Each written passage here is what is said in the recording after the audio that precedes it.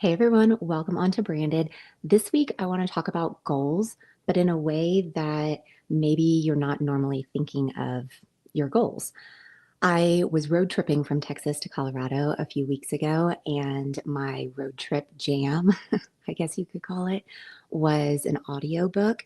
It's 101 essays to change the way you think, and it's such a fantastic listen, especially if you're on a road trip or you're working out or something, because it's sort of like a bunch of little thoughts all put together in a book. So it was super perfect for the road trip because you're not always really paying attention to the book because you're paying attention to the road, right? But in chapter 11 of this book, I was on the road and I had this moment of like, yes, this is so, so true. And this is something that I'm constantly having to remind myself of. And I think a lot of other business owners feel this way too. So let's talk about it. So today's episode is titled, You Don't Want the Goal, You Want the Identity. And we're going to break this down a little bit, utilizing chapter 11 as a little bit of inspiration from the book, because when it really comes down to it, you're not really chasing the business, the body, the success. The actual thing that you're really chasing is a sense of self. It is the identity you're creating while you're on your way to achieving those goals. And really turning the idea of goal setting and goal achieving on its head, I feel like makes the conversation so much more approachable, and it really changes how you set goals for yourself and also how you set in motion the achieving of that goal. So, most of us, we find our identities by showing up again and again and again for something that we believe in, right? I mean, that's literally how you create an identity for something is you show up for it over and over enough that it becomes part of you. It becomes sort of second nature, right? So, in the chapter of this book that I was listening to, the chapter's titled The Happiness of Excellence. And at first, I was thinking, okay, the term excellence has this connotation to me where it's all about achieving. But this chapter really helped me see it a little bit differently, where it isn't about the achieving. Like, not at all. It's not about achievement, it's about the becoming. And in the chapter, they break down that there's three different sort of types of happinesses that as humans, we all just experience on a day to day basis, if we're lucky. Because sometimes we totally ignore one of these happinesses, expecting for one of the other types to sort of fill in the blank. And when it comes down to it, it just can't happen that way. So think of these three happinesses like primary colors.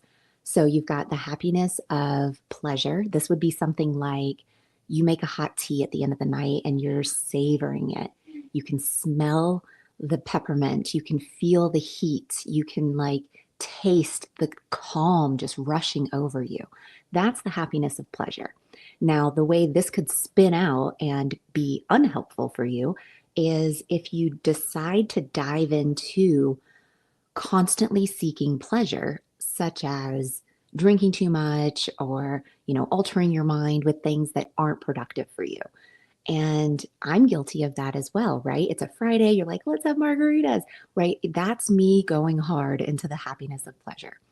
Now, it can spin out and it can be really unhelpful for you as you go to reach your goals because you have to really start to integrate the other two happinesses inside of all the things you're trying to achieve. So you've got the pleasure here, right? And that's sort of your more sensory things, freshly cut grass, the smell of it, right? That sort of stuff. Well, then you have the happiness of grace. And this is your gratitude. These are the things you're grateful for. These are moments in your life where maybe you hug a loved one and you have that rush of gratitude and love just washing over you. Then there's the happiness of excellence. And this is about the pursuit of something. The pursuit of, it doesn't even have to be a career, right? It's the pursuit of, I want to wake up and walk every day and have that sensation of trusting myself, knowing that I'm going to keep a promise to myself, knowing how good it's going to feel, and then being so grateful, right? So you see how all these three happinesses are sort of collectively coming together in one action that you do. But if you totally ignore one of them, then the other is going to kind of be a little bit lopsided. So, how I mentioned, think of it as primary colors. If you're trying to make a color and you're leaving out yellow and all you have is a bunch of red, well, you're not going to make a new color with just a bunch of red. You're just going to have a bunch of red, right? So you have to sort of be able to dabble all of these happinesses together. And I thought this was such a fantastic concept when it came to goal setting. And that's what we're going to talk about because you don't really want the goal, you want the identity. Goals are just stand ins for the identity that we are longing to embody, right? Here's an example for you. You may say that you want to write a book and be an author, but what you really, really want, the absolute deep down desire that you want, is to become somebody that trusts their own voice, who follows through with what they say they're going to do, and who finishes projects. Because honestly, isn't that what an author is? Someone who trusts the voice that they have, trusts that they're going to follow through in delivering that voice, and finishes the project. So when you say you want to write a book, are you really doing these other things? This follow through, this embodiment that is someone who is an author? So, a little reflection question for you. What is the identity that you're really chasing through the goals that you're setting? So, if you have a goal to go for a walk every day, what is the real identity that you're seeking here? It's not to go for a walk every day. It's probably to maybe reduce your blood pressure, maybe get your hips and joints in better condition, right? What's the real goal that you're doing this? And when you start to identify that, you start to embody these habits so much easier because they don't become chores or tasks. They become part of the identity that you're creating. And remembering that the process along the way is the point. It is literally the reason. The process is the point. The hike up that mountain is the thing that you like, that is the goal. The goal is to continue the process, right? It's not to stand at the top of the peak. The goal is to get there. So the happiness of excellence is found in that becoming, not in the arriving part. And the fulfillment that you feel from that process is not from the results. It's from looking back and going, whoa, I woke up every morning at 6 a.m. and I went for that walk. That is where that sense of fulfillment starts to really take shape and where that identity that you are craving becomes embodied. So here's an example for you. A business owner, they might think that they want to hit six figures, right? That's their goal. I want to hit six figures this year. But what they're really craving is the peace and the power of becoming someone who knows how to manage their time, who knows how to manage their money, and who knows how to manage their energy with intention. People that do those things, they probably do make six figures. They will make six figures. They're on their way to it, right? So you see how it's the becoming and the identity that is being created. It has nothing to do with the arriving or the result. So reframe the hard stuff, right? The hard stuff that you procrastinate on, the hard stuff that you're like, oh, I'm just really not in the mood for that right now. Those things are not delaying your process, delaying your success. They are quite literally part of the development process. Let them happen. Accept them with grace and gratitude. Find pleasure in that process. Become truly excellent by pursuing that purpose, right? It's all together and it just creates this mindset that a goal is not something you achieve. It just isn't. A goal is something that you set out for yourself. And unless you have the consistent actions and habits of embodying a person who has that thing, you're never going to have that thing. So ensure that it is the sense of self and the identity that you're actually building and creating. The result will come no matter what. That result will be a direct reflection of the habits that you have today, tomorrow, and the next day. Because excellence isn't a lifestyle, right? So if you were like me and you thought of the word excellence with a little bit of like a kind of not negative, but like it has a connotation of like No, I'm not. It's like saying perfectionism. Excellence for me is, I saw it as like perfection and excellence, I sort of saw as the same.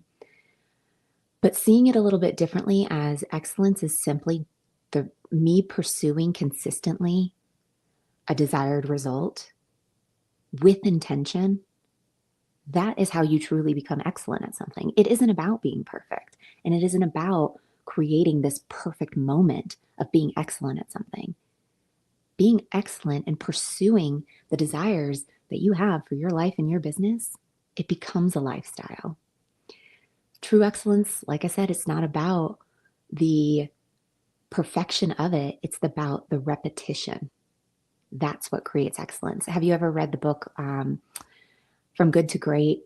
Or there's all sorts of other ones from like, I don't know, 20 years ago or so that I had read.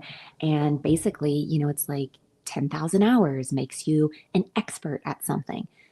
This is a little bit of the same concept, just worded slightly differently, that becoming excellent at something is about the repetition, it's about the habits, it's not about the perfection of them.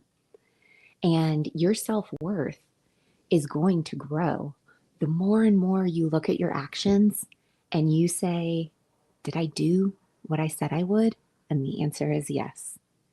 Like that's when your self worth starts to just really align and solidify with the results that you really want for yourself. Did I say, did I do what I said I would? I mean, that's a huge question because so often we can't say yes to that. We make a promise to ourselves that we're going to eat a little bit better, yet for the last week we ate junk food. We make a promise to ourselves that we're going to get up and walk every day, yet we haven't been outside in 4 days. And the last time we actually took a real walk was like 3 weeks ago. Like these are things that we let life get in the way. We let these other tasks get the better of us, and we let the busyness and the perfectionism really take hold rather than living in the moment of the process, the moment of like actually embodying and creating and becoming a person who does the thing they say they're going to do.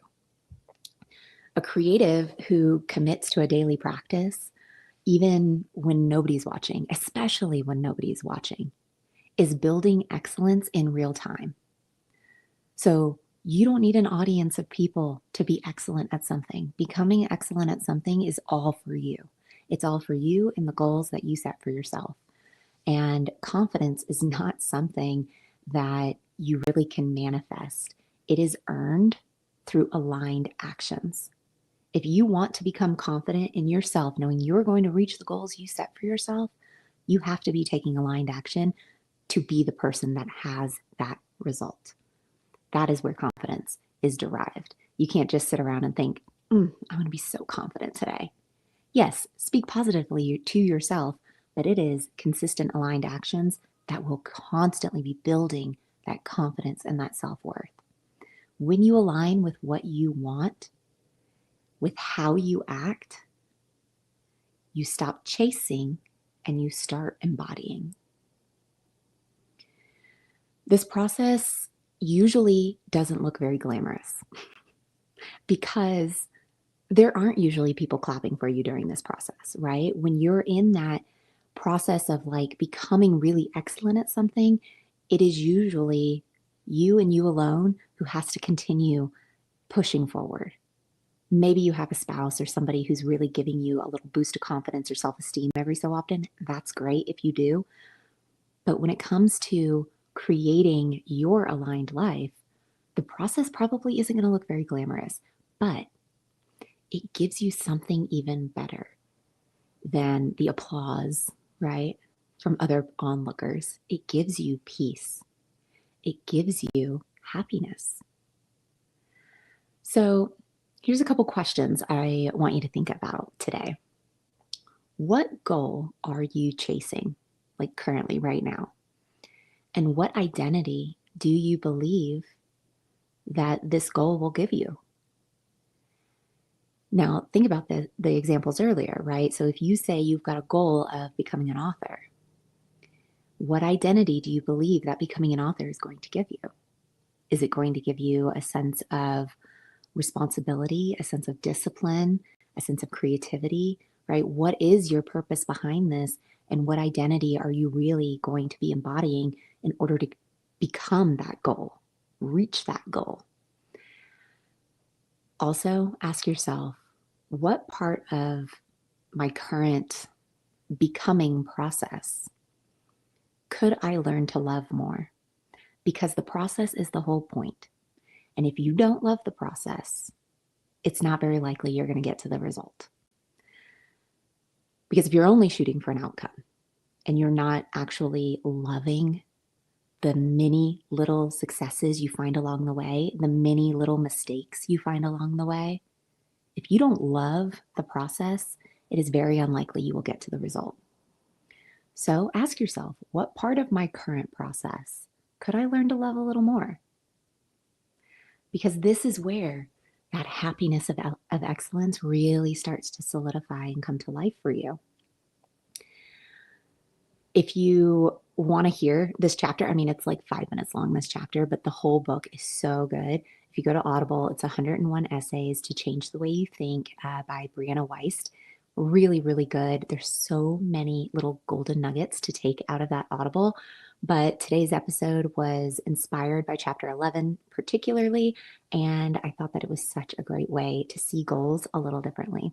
So, just remember, you don't really want the goal. You want the identity that comes with it. So happy becoming. I'll see you next week in a brand new episode. Bye, guys. Thank you so much for listening to Branded, the podcast. Please rate and review. And for more information, visit socialjanemedia.com. I'll see you soon.